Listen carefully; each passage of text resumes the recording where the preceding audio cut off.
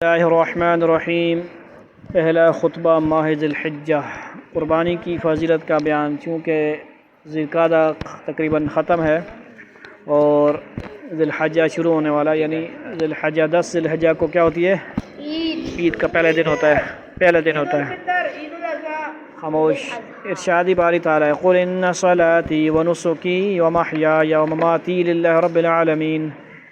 پارہ نمبر کتنا ہے؟ 8 سورہ انعام۔ کہہ دیجئے بے شک میری نماز اور میری قربانی اور میری زندگی اور میری موت اللہ رب العالمین کے لیے ہے۔ یہ ہر مسلمان کا مقصد ہے، زندگی ہونا چاہیے کہ سب کچھ خدا کے لیے ہو۔ ماہ ذی الحجہ کا مہینہ جب آتا ہے تو حضرت ابراہیم و اسماعیل علیہ السلام اس کی قربانی کی یاد تازہ کرتا ہے۔ بٹھاؤ آرام سے اس کو۔ حضرت ابراہیم علیہ السلام چونکہ بڑے جلیل القدر پیغمبر تھے، اس لیے ان کی بڑی آزمائشیں ہوئیں اور وہ سب امتحانوں میں کامیاب ہوئے۔ سورہ بقرہ پارہ نمبر 1 میں ارشاد باری تعالیٰ وَإِذِ ابْتَلَىٰ إِبْرَاهِيمَ رَبُّهُ بِكَلِمَاتٍ فَأَتَمَّهُنَّ۔ دونوں بیٹھے نا یار، بیٹھ جاؤ۔ فَأَتَمَّهُنَّ۔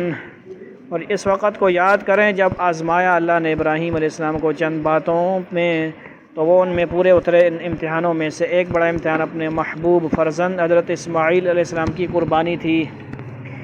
میری زیست کا سہارا، میری زندگی کا حاصل، تیرے عاشقوں میں جینا، تیرے عاشقوں میں مرنا۔ سمجھ آئیے، یہ کوئی گانا نہیں ہے، سمجھ آئیے۔ مجھ کو جینے کا سہارا چاہیے، غم تمہارا دل ہمارا چاہیے۔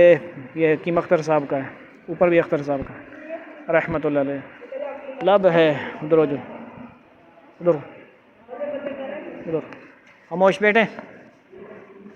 لب ہے خنداں جگر میں تیرا درد، تیرے عاشق کو سمجھا ہے لوگوں نے کم۔ اے درغا اشک من دریا بدے، تنثار دل بریز باشد مثنوی۔ حضرت ابراہیم علیہ السلام نے خواب میں دیکھا کہ بیٹے کو ذبح کر رہے ہیں۔ سمجھ آئیے کیا ہے آیت؟ انی ارا فی المنام انی اذبحک۔ پیغمبر کا خواب بھی کیا ہوتا ہے؟ سچ ہوتا ہے، وحی ہوتا ہے۔ آپ ادھر آ جائیں نا بھائی، بیٹھ جائیں، مجھے مجبور نہ کریں، میں سٹاپ کر کے تو بیٹھ جائیں۔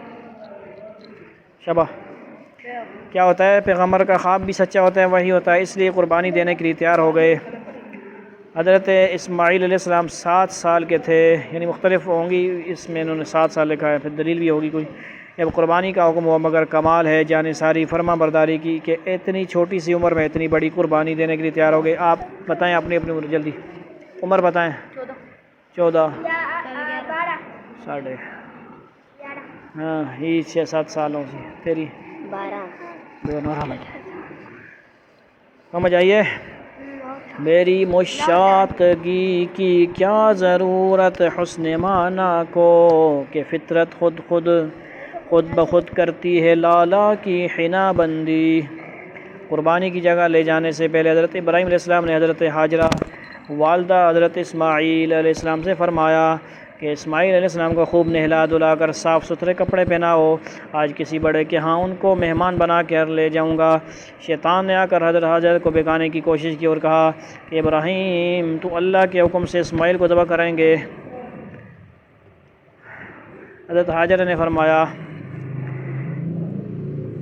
اگر خدا نے حکم دیا، ادھر ہو جاؤ یار، ادھر ہو جاؤ، اگر خدا نے حکم دیا ہے تو ہماری جان خدا کے لیے حاضر ہے۔ حضرت حاجرہ نے فرمایا اگر خدا نے حکم دیا ہے تو ہماری جان خدا کے لیے حاضر ہے اور ہمیں کوئی عذر نہیں، اگرچہ ابراہیم وہاں اسماعیل کو ذبح کرنے کے بعد گھر میں مجھے آ کر ذبح کر دیں تو میں اس کے لیے بھی تیار ہوں۔ اسی طرح ابلیس لعین نے حضرت اسماعیل کو بہکانے کی کوشش کی کہ حضرت اسماعیل نے فرمایا اگر اللہ ہماری جان قبول فرما لے تو یہ ہماری خوش قسمتی ہے۔ اسی طرح شیطان نے حضرت ابراہیم کو بہکانے کی کوشش کی کہ اپنے بیٹے کو قربان نہ کریں، تو حضرت ابراہیم علیہ السلام شیطان کو کنکریاں ماری، جہاں آج بھی حاجی لوگ شیطان کو کنکریاں مارتے ہیں۔ یہ یادگار ابراہیمی ہے۔ اسی طرح جانور کی قربانی یہ یادگار ابراہیمی ہے اور اسماعیلی ہے۔ مسلمان ہر سال اس یادگار کو تازہ کرتے ہیں اور تیار ہوتے ہیں، کس لیے؟ قربانی کرنے کے لیے۔ قربانی کی فضیلت حضور اکرم صلی اللہ علیہ وسلم کا ارشاد ہے کہ قربانی کے جانور کے بدن پر جتنے بال ہوتے ہیں ایک ایک بال کے بدلے قربانی کرنے والے کو نیکی ملتی ہے۔ دوسری حدیث ہے کہ اللہ تعالیٰ کو قربانی کے دنوں میں قربانی سے زیادہ کوئی عمل پسند نہیں۔ سمجھ آئیے؟ تیسری حدیث ہے، حضور اکرم صلی اللہ علیہ وسلم فرماتے ہیں کہ قربانی کے جانور کا خون جب زمین پر گرتا ہے تو گرنے سے پہلے اللہ تعالیٰ کے نزدیک قبول ہو جاتا ہے اور قربانی کرنے والے کے لیے نجات کا ذریعہ بنتا ہے۔ چوتھی حدیث حضور پاک صلی اللہ علیہ وسلم کا ارشاد گرامی ہے کہ قربانی کے جانور کو خوب پالا کرو اور خوب موٹا کرو، کیونکہ یہ جانور پل صراط پر تمہاریاں سواریاں بنیں گے۔ پانچویں حدیث حضور صلی اللہ علیہ وسلم کا ارشاد گرامی ہے، قربانی کرو کیونکہ یہ تمہارے باپ حضرت ابراہیم علیہ السلام کی سنت اور یادگار ہے۔ یہ فیضان نظر تھا یا کہ مکتب کی کرامت تھی، سکھائے کس نے اسماعیل کو آداب فرزندی۔ اقبال، حضرت ڈاکٹر علامہ اقبال۔ پہلی حدیث کی وضاحت و تشریح، یہ اللہ تعالیٰ کا کتنا بڑا احسان و انعام ہے۔ پہلی حدیث کیا ہے؟ بال کے موقع میں، ٹھیک ہے کہ معمولی عمل سے اتنی نیکیاں عطا فرماتے ہیں۔ ایک جانور کے بدن پر کتنے بال ہوتے ہیں کوئی ماں کا لال شمار کرنا چاہے تو شمار بھی نہیں کر سکتا، اور کوئی بڑے سے بڑا تاجر بھی اتنی دولت نہیں کما سکتا، یعنی اتنے کم وقت میں اتنی دولت کوئی نہیں کما سکتا، اور یہ نیکیاں بھی آخرت کی دولت ہیں۔ اگر نیکیاں ہوں گی تو قیامت کے دن کام بنے گا اور جنت کی نعمتیں ملیں گی۔ جیسے دنیا میں دولت سے ہر چیز آدمی حاصل کرتا ہے، آخرت میں نیکیوں سے حاصل کرے گا۔ بڑے سے بڑا مالدار بھی اگر بغیر عمل کے مر گیا تو آخرت میں غریب ہوگا، اور بڑے سے بڑا غریب بھی اگر نیکیاں کما کر لے گیا تو وہ آخرت کے حساب سے کیا ہوگا؟ مالدار ہوگا۔ سمجھ آئی؟ کیونکہ آخرت کا مال اعمال صالحہ و نیکیاں ہیں، وہاں پہ کرنسی کون سی ہے؟ نیکیوں کی، محمدی سکہ چلے گا اور کرنسی نیکیوں کی چلے گی۔ عمل سے زندگی بنتی ہے جنت بھی جہنم بھی، یہ خاکی اپنی فطرت میں نہ نوری ہے نہ ناری ہے۔ دوسری حدیث کی تشریح، ہر عمل کا ایک وقت ہے، جیسا کہ ماہ رمضان میں روزے، حج کے ایام میں حج، نماز کے وقت میں نماز، اسی طرح قربانی کے دنوں میں قربانی ایک بڑا مقبول عمل ہے۔ تیسری حدیث کی تشریح کہ قربانی کے جانور کا خون زمین پر گرنے سے پہلے قبول ہو جاتا ہے۔ یہ اللہ کا کتنا بڑا انعام ہے کہ انسان کو اس کے چھوٹے سے عمل کا بدلہ و انعام اتنا جلدی مل جاتا ہے۔ انسان کو اور کیا چاہیے؟ اگر آخرت میں نجات ہو جائے تو اس سے بڑی سعادت اور کیا ہوگی؟ کیونکہ حقیقت میں کامیاب وہی ہے جو آخرت میں کامیاب ہو جائے، اور ناکام وہی ہے جو آخرت میں ناکام ہو جائے۔ اور دنیا کی زندگی عارضی اور فنا ہونے والی ہے، نہ اس کی کامیابی کا اعتبار نہ ناکامی کا اعتبار۔ یہاں کی عزت بھی فانی، ذلت بھی فانی، عمر فانی، مال بھی، اولاد، مکان، بادشاہی فانی ہے۔ غرض آخرت ہی اصل ہے اور آخرت کی کامیابی ہی اصل ہے۔ لطف دنیا کے ہیں کئے دن کے لیے، یعنی چند دن کے لیے، کھونا جنت کے مزے ان کے لیے۔ سمجھ آئیے کتنے مزے کے شعر، اللہ والوں کے شعر۔ لطف دنیا کے ہیں کئے دن کے لیے، کھونا جنت کے مزے ان کے لیے۔ سمجھ آئیے، مزے جنت کے ہیں، اصل میں مزے وہاں ہیں کہ تھوڑے ہاں لمیٹڈ زندگی کے لیے ان لمیٹڈ زندگی کو خراب نہ کریں۔ سمجھ آئیے کہ قربانی کے جانور خوب پالا کرو۔ تیسری حدیث، کیونکہ یہ جانور پل صراط پر تمہاری سواریاں ہوں گی۔ پل صراط کتنا مشکل مرحلہ ہوگا، قرآن پاک میں ہے وَإِن مِّنكُمْ إِلَّا وَارِدُهَا كَانَ عَلَى رَبِّكَ حَتْمًا مَّقْضِيًّا۔ پارہ نمبر 16 آیت نمبر 71۔ آیت کا مفہوم یہ ہے کہ ہر شخص کو پل صراط سے گزرنا ہوگا۔ کامیاب لوگ جلدی سے گزر جائیں گے، ناکام کٹ کر جہنم میں گریں گے۔ اللہ تعالی ہم سب کو ناکامی سے محفوظ فرمائیں۔ موت یقینی ہے اور موت کے بعد جو کچھ ہونے والا ہے آج آنکھوں میں سے پوشیدہ ہے، کل جب آخرت کی طرف آنکھ کھلے گی تو اب جو پردے کے پیچھے یعنی آخرت اور اس کی منازل جو چھپی ہوئی ہیں وہ سب سامنے نظر آ جائیں گی۔ لہذا آج دنیا میں رہتے ہوئے آخرت کی تیاری نہ کی تو آخرت میں ندامت و پشیمانی ہوگی اور انسان خون کے آنسو روئے گا۔ سمجھ آئیے۔ پانچویں حدیث کہ قربانی کرو، بے شک یہ تمہارے باپ حضرت ابراہیم علیہ السلام کی یادگار ہے۔ واقعہ کی مختصر تفصیل مختصر یہ ہے کہ حضرت ابراہیم علیہ السلام جب ملک شام سے مکہ مکرمہ میں اپنے بچوں کو ملنے آئے تو 8ویں ذی الحجہ کو خواب دیکھا کہ اپنے بیٹے لاڈلے حضرت اسماعیل علیہ السلام کو ذبح کر رہے ہیں۔ انی ارا فی المنام انی اذبحک فانظر ماذا تری۔ سمجھ آئیے۔ دوسری رات پھر یہی دوسری رات پھر یہی خواب دیکھا، تیسری رات پھر یہی خواب دیکھا، اور یہ بھی دیکھا کہ بیٹے کو ذبح کرتے وقت ایک دمبا ساتھ کھڑا ہے۔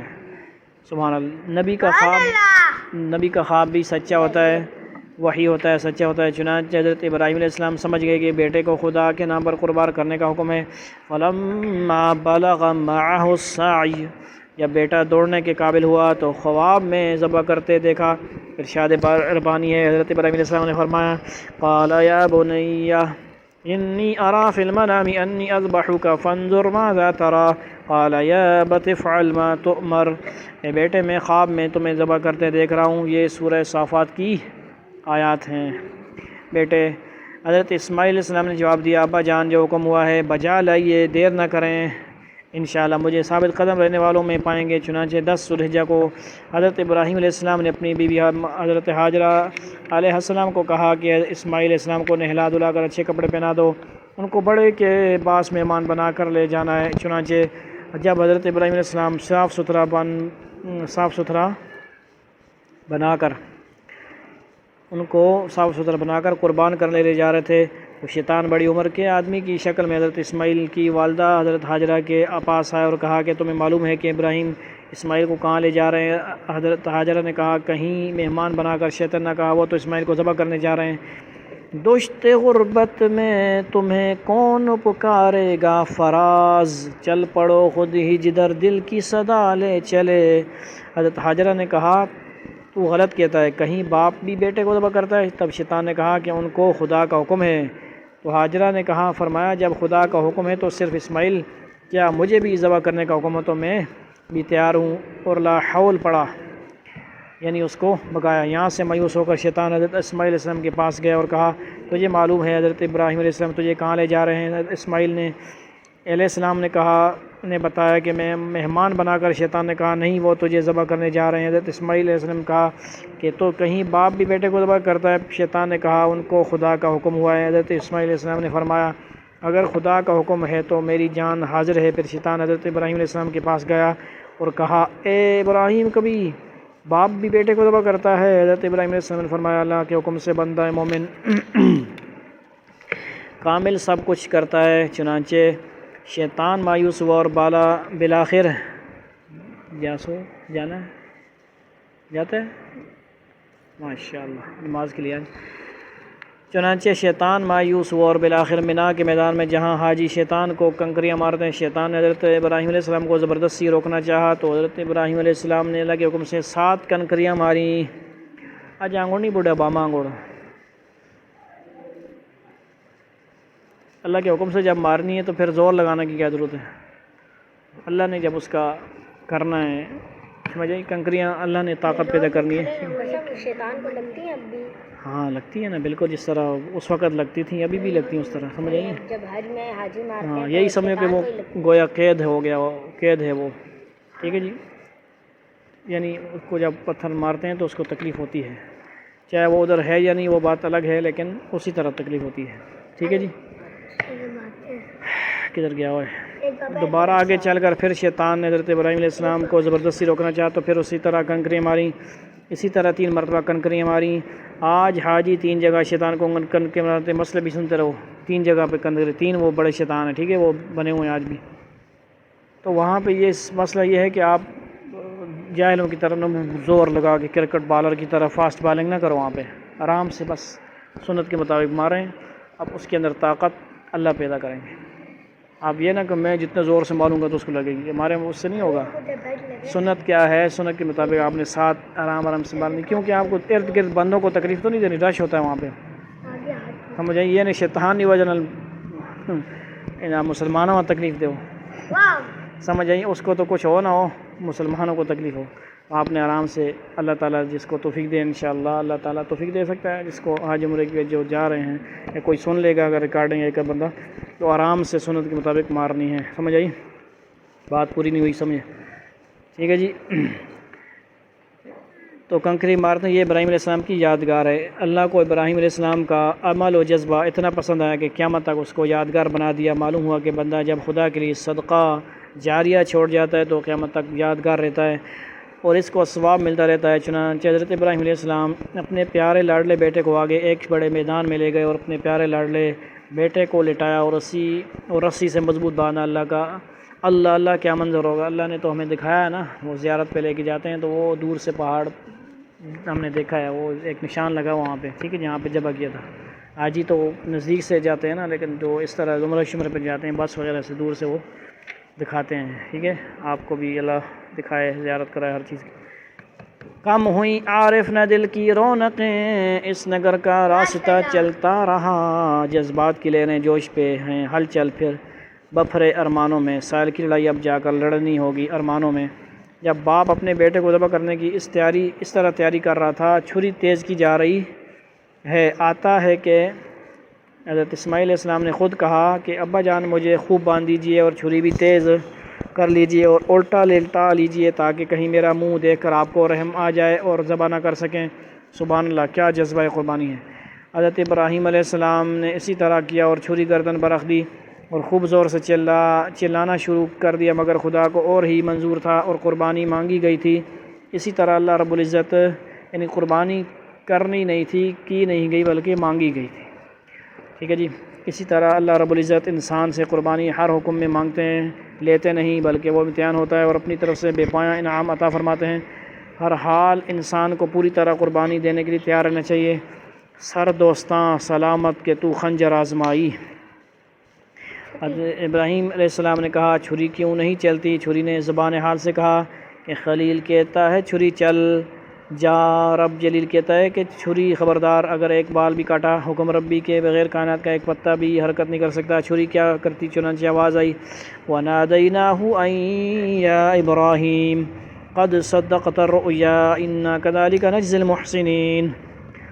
یہ بھی سورہ صافات کی آیت ہے۔ اے ابراہیم بے شک تو نے اپنے خواب کو سچا کر دکھلایا، یقیناً یہ بہت بڑی آزمائش تھی جس میں تم پورے اترے، یعنی اور بھی بہت ساری آزمائشیں تھیں، اور اپنے دعویٰ محبت و اطاعت میں پورے اترے۔ اللہ تعالی ہمیں بھی اپنی کامل و مکمل محبت و اطاعت نصیب فرمائے۔ حضرت اسماعیل علیہ السلام کی قربانی قبول کرنے کے بعد اللہ تعالیٰ نے جنتی دمبا بھیجا جو حضرت اسماعیل علیہ السلام کی جگہ ذبح کیا گیا۔ یہ عمل قربانی اسی طرح امتحان ابراہیم و اسماعیل علیہ السلام کی یادگار ہے، لہذا اسی جذبہ ابراہیم و اسماعیلی سے قربانی دینی چاہیے کہ جب اللہ تعالیٰ جان کی قربانی مانگیں گے جہاد وغیرہ میں تو ہم اپنی جان بھی قربان کر دیں گے۔ سمجھ آئیے، یہاں اس پہ نشانی لگاتے ہیں، انشاءاللہ ایک مسئلہ جو ضروری ہے وہ نکالتے ہیں، ٹھیک ہے جی۔ سمجھ آ رہی بات؟ اللہ تعالیٰ ہمیں جو عید کی قربانی ہے اس میں زیادہ سے زیادہ شوق اور رغبت نصیب فرمائے اور صحیح طرح پوچھ کے قربانی کریں، عمل کی توفیق نصیب فرمائے۔ وآخر دعوانا الحمد